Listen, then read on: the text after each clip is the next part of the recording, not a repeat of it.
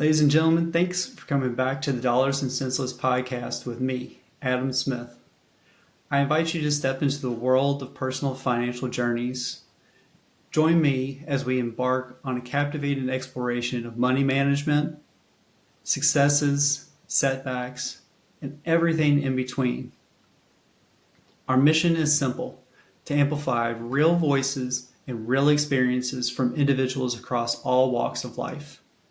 Today, it's with great pleasure that I introduce you to someone who not only excels in the world of real estate, but also someone I've gotten to know over the last few years. Allow me to introduce Kevin Hart, a dedicated husband and father of two lovely daughters, whose journey in real estate is remarkable. Over the past 5 years, Kevin has navigated the complexities of the real estate landscape with finesse, orchestrating over 100 transactions across various avenues, from flips to wholesale deals, multifamily properties, and single-family rentals.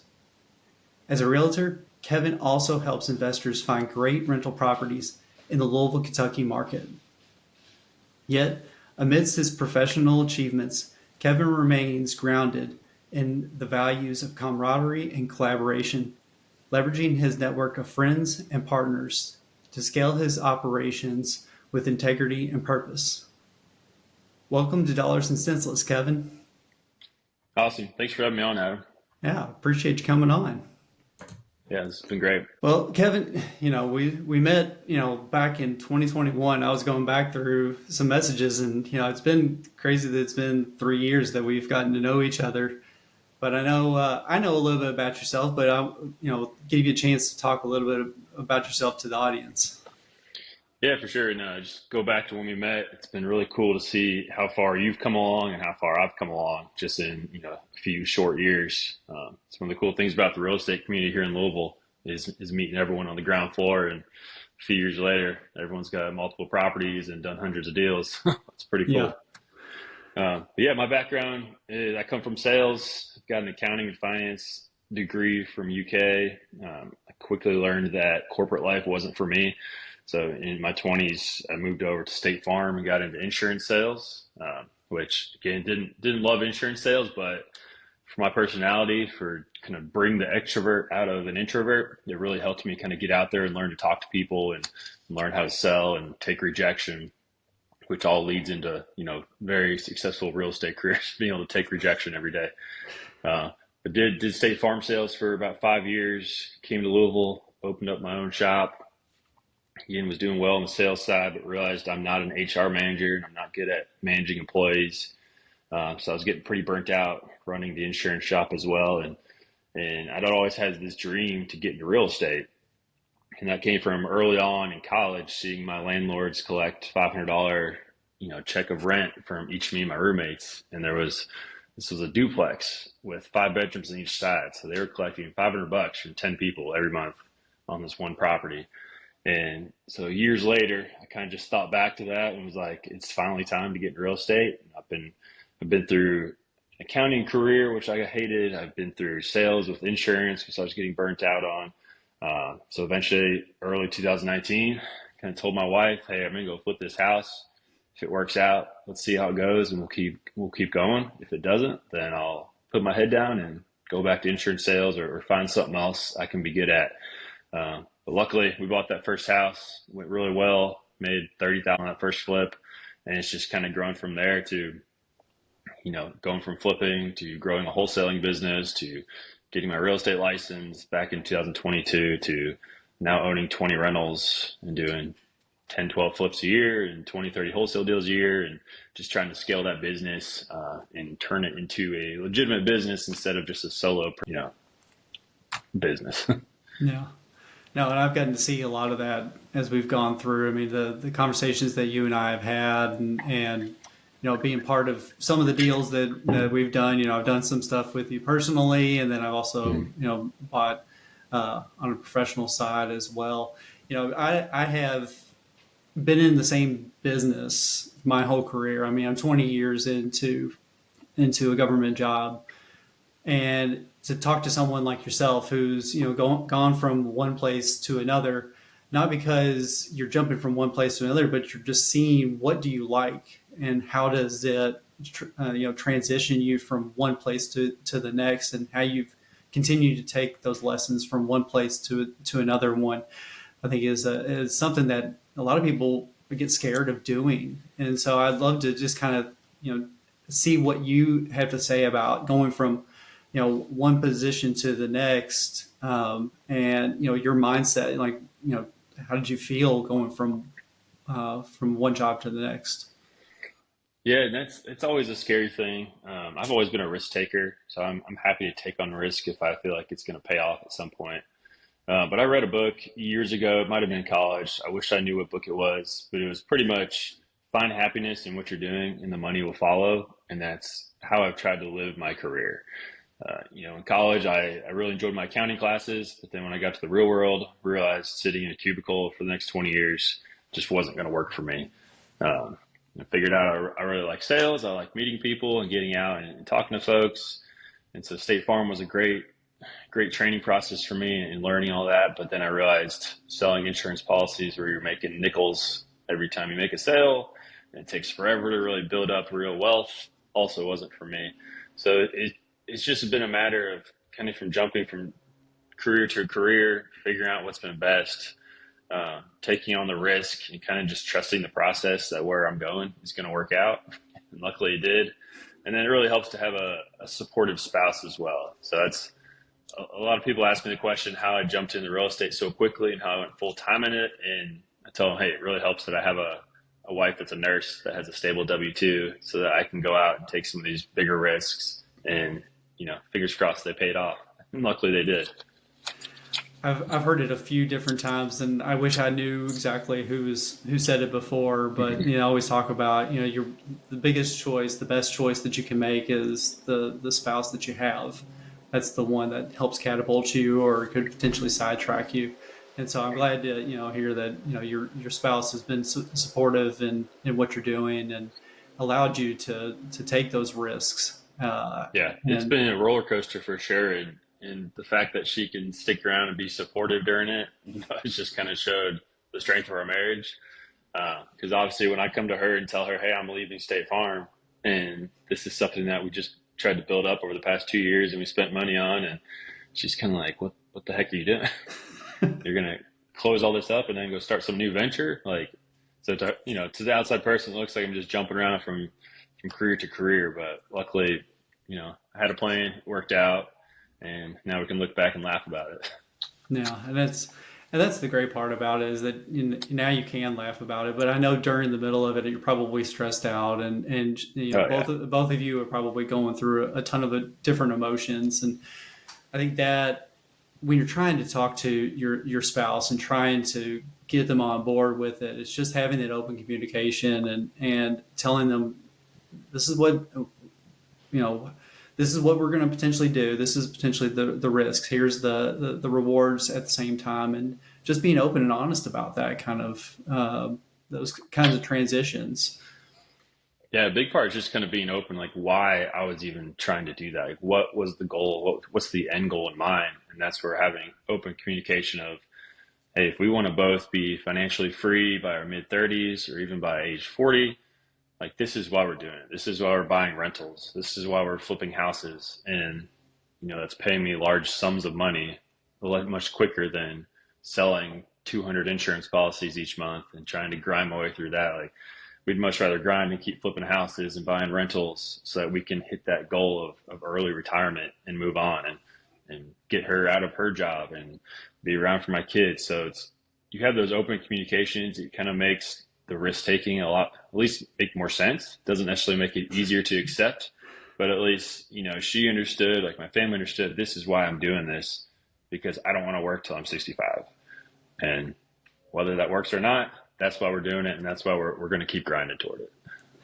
Well, having a similar mindset, that you're talking about, getting to financial freedom, and that's what jumped me into real estate as well. And so, as I started looking at some different forums, I saw your name, and we kind of just started talking from there. And I've loved that you've been so open and honest, and just wanted to have a genuine relationship with myself, and I know that that's probably been true for a lot of the investors Mhm. that you work with.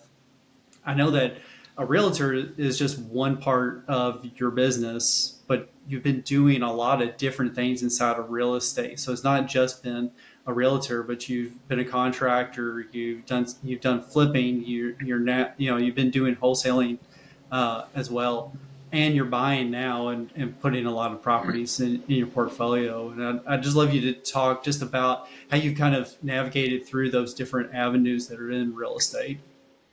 Yeah, so I started out flipping. That's how a lot of people start off in real estate. It's probably the lowest barrier of entry to get into it, but it can be pretty scary trying to figure out rehab costs and repairing this building, especially if you have no construction experience.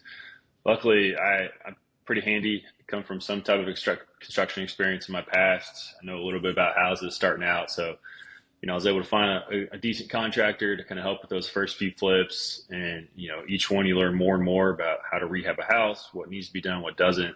And, once you get a couple of successful flips going, you can start reinvesting that money and just keep buying more. But early on, my partnership with my original contractor went bad. So we had a couple of flips that were just super slow. And you realize flipping, unless you're doing mass quantity, like a couple flips a month, buying multiple properties a month, flipping can be really slow to get paid. You're getting paid only a couple times a year on these flips, since it takes 4 to 6 months to do a flip. So that's kind of where I transitioned back in 2021 to wholesaling. Wholesaling, you can get paid really within 7 days if you find a killer deal, and then you find your investor to go buy it real quick. So I started building a wholesaling company, just myself. I was doing the cold calling, I was doing the mailers, I was doing text blasting, doing everything you could possibly do as a wholesaler to find deals, all on my own, which could be a pretty daunting process. But luckily that paid off, and it was able to grow that wholesaling business to, doing about 20, 30 deals a year. So that way I at least had some steady income coming in each month, kind of knew what I was going to get paid at least each month or each quarter, and was able to kind of stabilize my life a little bit more with the income. Uh, and having that in place, was able to lead me to buying more flips. I'm trying to do about 10 to 15 flips a year now. But the big key is that just being able to pick a niche in real estate, go full force into it, crush it. And then once you're actually making money doing that one specific thing in real estate, you can kind of move on to all these different branches. Because if I had tried to, back in 2019, just tried to be a flipper, a wholesaler, a realtor, a landlord, a midterm owner, operator, or midterm rental operator, I would have crashed and burned in trying to do all that, because I would have no time to figure out how to really become an expert in any of those things. Yeah, the shiny object syndrome, jumping Right. from one to the next. I know it's hard for a lot of people because they do see you can't make money and wholesaling. You can't make it in rentals. You can't do it in flipping. And if you're doing it all at one time, you're probably not going to do it well. Yeah. And so, like you said, jumping into one of those, doing it well, learning as much as you possibly can through that. Then once you've got to the point of some expertise in it, then you can start to see how it scales or transition to other pieces or add pieces to your portfolio. So I like the idea that you took wholesaling, really dove into that, figured out how to do that, set yourself up some steady income in that, and then also use that to catapult yourself into to flipping and to buying rental properties. Yeah, and it kind of helps you just kind of organize your business as well. Because if I want to be a better flipper, I need to find better deals. How do you find better deals? Is you source them yourself as a wholesaler. So it kind of goes in the same category. If I am sourcing, a ton of wholesale deals, I'm also giving myself opportunities for a bunch of great flip opportunities. So I can pick and choose the good ones, sell off any of the rest, and kind of keep the train moving along with flipping and wholesaling. So, what's been kind of the biggest hurdle when it comes to, or the biggest struggle? And let's just pick wholesaling. I mean, what do you think is really the most difficult thing to do there? Really, it's just time management and organization. I'm more of an off the cuff type of guy. I've run my business for years off spreadsheets and just what was in my head. And so this year, when I finally partnered up with my new business partner, Mike, we're opening, or we did open, a Joe Homebuyer wholesaling franchise here in Louisville. So that kind of opened my eyes to, hey, now I have this partner in place. All these processes are just running around in my head actually need to be on paper so that we can hand this process off to potential employees or even him, work on it. So just getting organized and taking this from solopreneur status where I'm just logging in every day, making calls, doing some text, but then also running around to properties and checking on my contractors to just getting organized and turning this into an actual business that's on paper, that has an SOP, that has a binder that I can hand this off to anyone and they can take it and run with it. So the organization piece and just building out processes has been a game changer for me because that's just not how I typically function. But again, just being solo, you don't really need to do that. But if you want to actually scale the business and build a team, you need to be able to show them what you're doing step by step and not just assume, they know what they're doing and know what you want if you don't have it written down. Yeah, and that is something as you're growing a business and you're trying to figure out how do you make it bigger? How does it grow? You need people because there's only a certain amount of time that you can actually work on the business. And I think that's you've been talking about building systems and making sure you have things in place. But one of the biggest things you just said was that you're finding a partner. And can you talk a little bit about what you were looking for when it came to a partner? Because I know you've had partnerships in the past and learning a little bit from that, but going into a new partnership, I know it was always a scary proposition. So you can talk a little bit about what you were looking for when it came to Yeah, and a new partner. I was super slow to jump into any new partnership. So me and my partner, I've taken it pretty slow, kind of like a 6 month process of doing deals together, doing some JVs on flips, and kind of seeing how how each other operate. Which I would recommend that for anyone if you're jumping into partnership, whether it's your first time or your 10th time. Take it slow, make sure you're on the same page, make sure you have the same goals, and that you can actually, you have offsetting qualities so that you complement each other and it's not just two people trying to do the exact same task. Um, but that has been huge for me just because last year I came to the realization that you get to a point as a solopreneur and it's really kind of that 250 to 300K gross income status to where you physically can't make more money because you just can't be more places than once. You can't take more phone calls than you've been taking in between flipping, wholesaling, being a realtor, rentals. Like my time is just maxed out.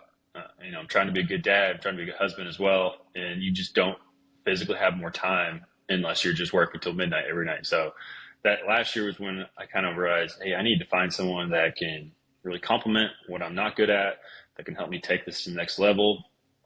And it just so happened to be that Mike was launching this new franchise here in town. He's in Phoenix. So he's been wholesaling remotely. And, I've come to realize he's great on the phones. He's great on hiring and training VAs. He's great on the acquisition side. I'm good at the disposition side. So I started giving him some of my old leads that I just didn't have time to do proper follow-up with. He started locking them up pretty quickly. And then I was getting them dispoed pretty quickly. So it just kind of worked out. That's the partnership we enjoyed having. He does that side, I do this side, and it's worked out really well. And we've kind of got the same vision of let's try to grow this to $1 million business. Let's try to bring on employees so that we can become business owners instead of just employees of our own business. And that's kind of the goal of the future is to pull ourselves out and be able just to train a team and keep the train going. Yeah, I think the partnership, like you said, it's finding those complementary skills. Because if you're doing the same thing, it's just not gonna help you grow. You're not finding places where you two can come together. I was reading a book, Rocket Fuel, and I think Mm-hmm. that book has really opened my eyes, similar to what you're talking about. Of you're going to grow, you know what you're good at, or you need to figure out what you're good at, and then find somebody that complements those skills so that you both can go forward. It's kind of like a puzzle. You look at the puzzle box, you can see the picture, but you needed the pieces to go For sure. together. And so having that vision, but then having those pieces to be able to create that vision, I think is great. I mean, you said to go from where you were income wise to higher, you needed something else, and you needed a new piece in that process. For sure. Yeah, you definitely max out. You can only do so much, and sometimes it's a hard pill to swallow because you're taking money you were making, and that's for me personally, that was the most money I've ever made in my life, the past 3 years, and you're just immediately cutting that in half, and you're having to trust that the process is going to take that and triple it so that it Hmm. makes it worth your time. Yeah, and I'm sure you all probably talked about some things of how you, like you said, how you're going to style the business, who's responsible for Hmm. what, and I think that is just trying to make sure that everybody knows what everybody else is doing. And that's Right. what makes a successful business. It's setting up those systems and making sure that everybody understands what needs to be done. And I think that for me is something that I'm really starting to work on myself and building out, processes on the back end and finding pieces. Property management, I think, is my one of my bigger things. I'd love to be able to transition my rental properties off to a property manager. Just Hmm. another piece that I don't have to worry about or can spend a little less time on doing. And Right. I think that I listened to the Chad Carson podcast, and I think that is his one of his big things is if you want to have a life that you can live, you need to find good people to help you live that life, and finding those little pieces like a property manager, or in your case you're looking for somebody who can lock up leads so that you can do the disposition. And now hopefully going forward you all are going to be able to scale a lot faster and be able to do more deals so that, as you said, even though you cut that income in half, hopefully that will grow way past what you were already doing. Right. For sure. So, we're talking a lot about the business side. And you talked about how you and your spouse got together and really talked about how you're going to grow on the business side. One of the big things, though, that I want to talk about on this podcast is how do people manage their finances. Everybody's got a different way of doing it, and you can follow a lot of different coaches, and they talk about you can do it. I'm going to put my money away here, or I'm going to spend money here. I'd love for you to just kind of talk about how do you manage your personal finances? What are kind of the goals that you all have for your finances? Yeah, so this is something that we've looked at quite a bit more recently. More than anything, this has become a very big priority for us because our goal is to get my wife out of her job or at least get her to part time. I don't think she'll ever stop working, so at least give her the option to leave or give her the option to go part time and do whatever she wants. So we kind of realized like I'm making enough money. I feel like we could have done that a year ago, but again, going back to this is the year of me getting organized. We weren't budgeting. We weren't doing any of that. We weren't really looking at our bills. We just kind of always knew everything was covered and we were good to go because I was making enough income. So we've really sat down and kind of broken it down to actual budgets. We're still working on using that Monarch app that you actually showed me at the conference. So we're getting that set up, but really just an Excel spreadsheet. We're keeping it simple for now.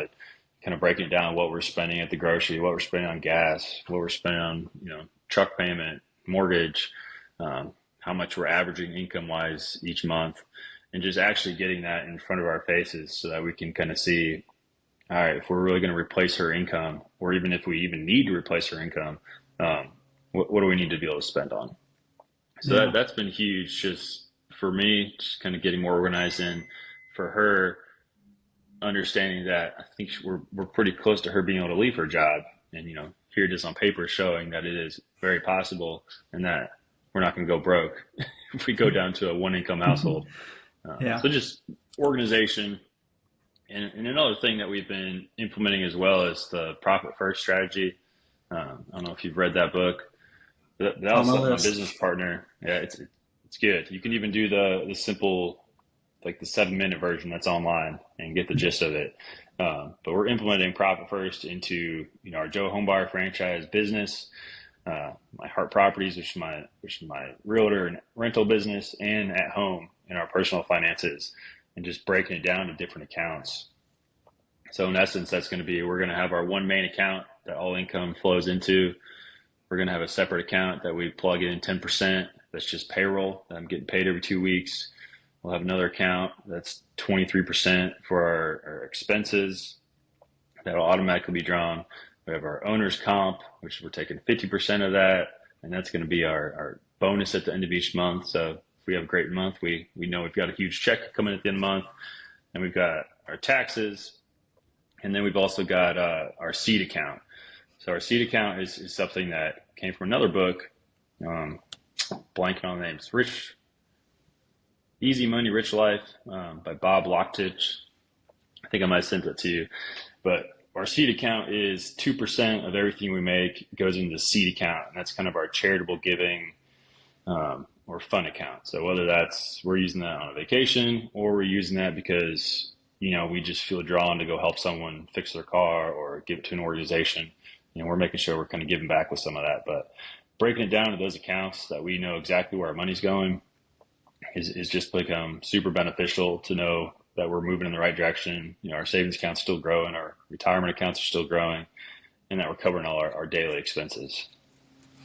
Yeah, I think you're talking about process and systems for everything that you're doing. And this year is really that transition year for you. And I think hearing you and talking to you over the last several months, you're going to take off. It's going to happen. Once you get organized and you can see where you're at, it only opens your eyes to new possibilities. And I think that anybody who's listening to you, know where your expenses are, know where your income is coming from. That is the foundation. You cannot do anything. You cannot have a strategy for how you're going to grow your wealth if you just don't know where things are coming from and where things are going. That too many people I've talked to, they don't know what their expenses are, and they cannot figure out how are we going to spend on a car if the car breaks down. I mean, what is it? 40% of people in this country have less than $1,000 in savings. And a lot of that is because they just don't know where their expenses are going. And by the end of the month, it's just gone. And I don't want to belittle anybody who has a lower paycheck.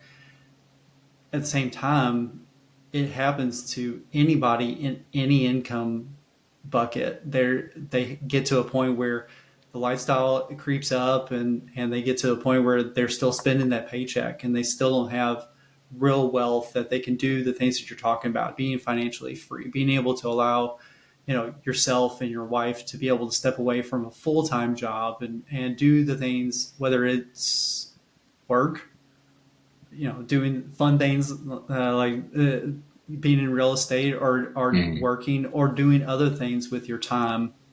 I think that's a really big thing that I think you're really implementing this year.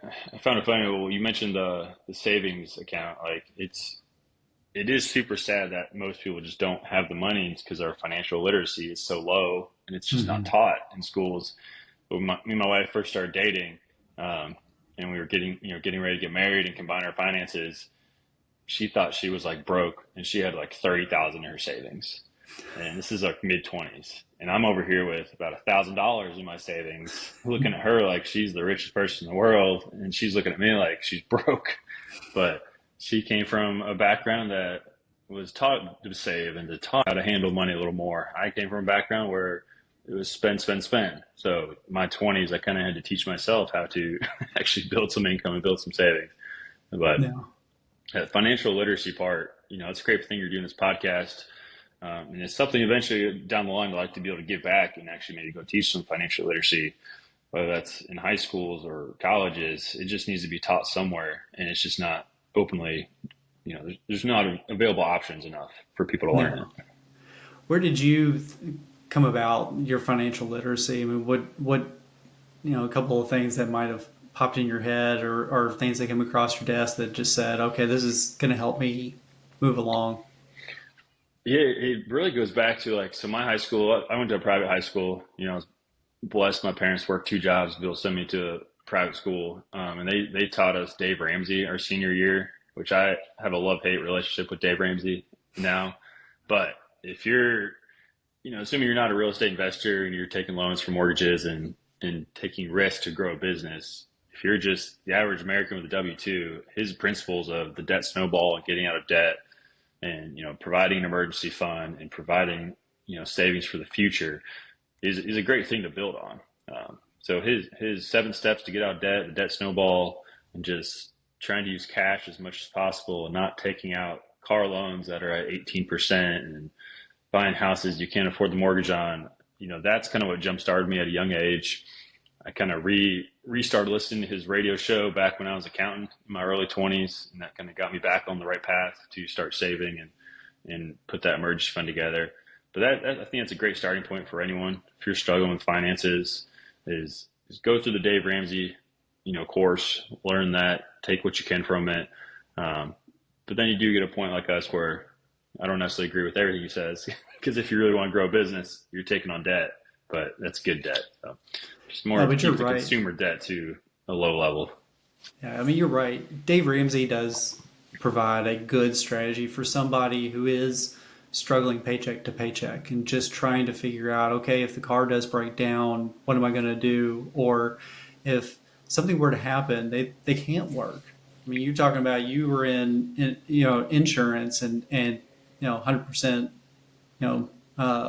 commissions, or at least a Yeah. lot of real estate or insurance agents are 100% commission.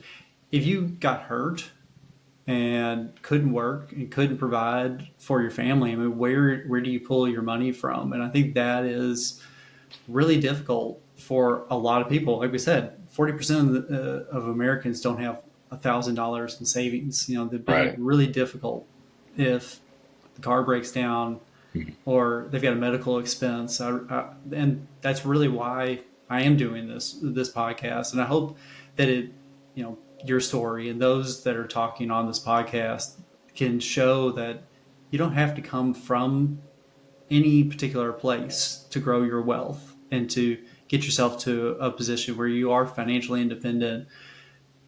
It's all about educating yourself, taking responsibility for your own life, and then building it based on how you want to live your life. Right. And a big part of that too is like people who are drowning in debt and they maybe have just one job that's not getting it done. If you truly want to get out of debt, you have to pick up a side hustle. That can be different for anyone. Or maybe it's just a second job delivering pizzas.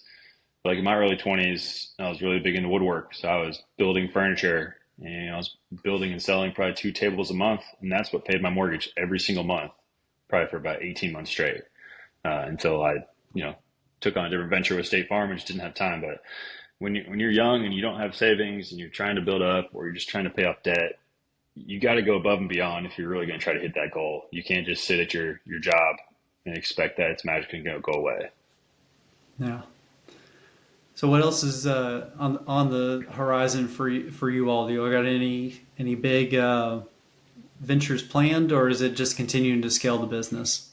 Just continue to scale. We're hoping to hire our first employee here in the next couple of weeks. And, the second one will quickly follow after that. But since hiring is not necessarily my strength, it's my partner Mike's. He's got the recruiting and HR background, so he's kind of leading that charge and helping me learn along the way. But that'll be our next big venture, is just starting to hire a team, training them up, teaching them to do exactly what we're doing every day, and pulling ourselves out of the business while continuing to scale. Nice. Well, Kevin, can you tell the people where they can find you, talk to you about real estate, or if they're looking to invest in properties in the Louisville market, where can they find you? Yeah, you can find me on Bigger Pockets. If you're searching agents in Louisville, I'll pop up on Bigger Pockets. But you can reach out to me, DM me on Instagram. It's probably the easiest way to get me. It's Kevin Hart _REI. I respond to most of my DMs, so feel free to reach out. Nice. Well, we'll definitely put that stuff in the show notes, and I appreciate you being on here and talking to everybody about your background, your finances, and about how you are really talking about how your family is a big part of your life and what you're doing. So thank you very much. Yeah, man, this has been fun. Appreciate you having me on. So everybody, if you like this, go ahead, like, subscribe, comment on this podcast. You'll find it on YouTube or on Spotify or any of your media platforms. So thanks again. Talk to y'all later.